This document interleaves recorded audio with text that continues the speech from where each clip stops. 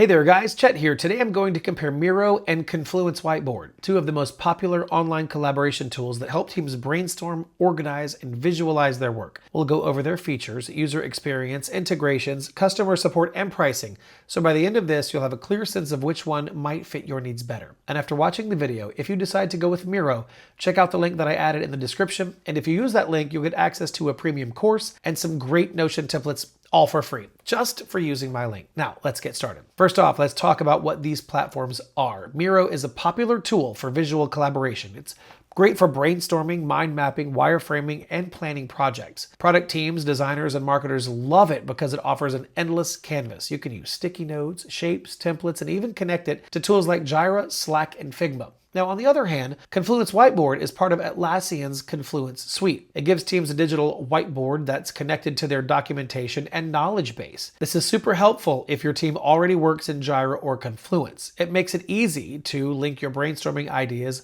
with your project documentation. Now let's talk about the features. Miro is packed with useful tools like a huge library of ready-to-use templates, advanced diagram tools, and fun interactive widgets like timers and voting. It also connects with tons of third-party apps. You can work with your team in real time, leave comments, and even host workshops or retrospectives right on the board. It's built to make collaboration easy and engaging. Now, on the other hand, Confluence Whiteboard is simpler, but works great within the Atlassian ecosystem. You can add sticky notes, draw diagrams, and link your ideas directly to Confluence pages or Jira issues. It doesn't have all the visual tools that Miro does, but it's great for tying your brainstorming sessions into your project management workflow. Next up, user experience. Miro's interface is visual and super easy to use. You can jump right in and start building boards. It has a lot of customization options, though this might feel like a lot for new users. Luckily, they have great tutorials and templates to help you get started. Confluence Whiteboard keeps things simple and straightforward. If you know how to use Confluence or Jira,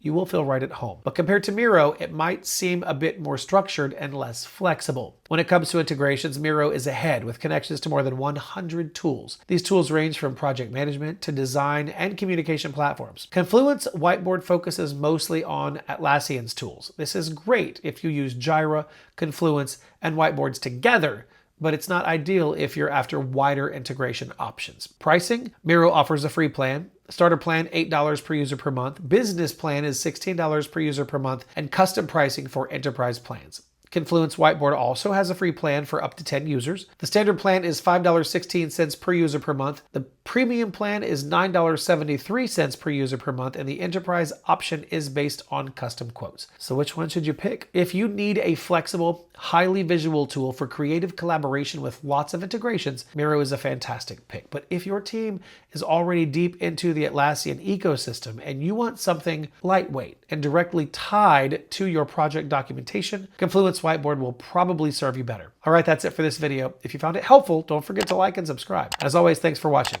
I'll see you in the next video.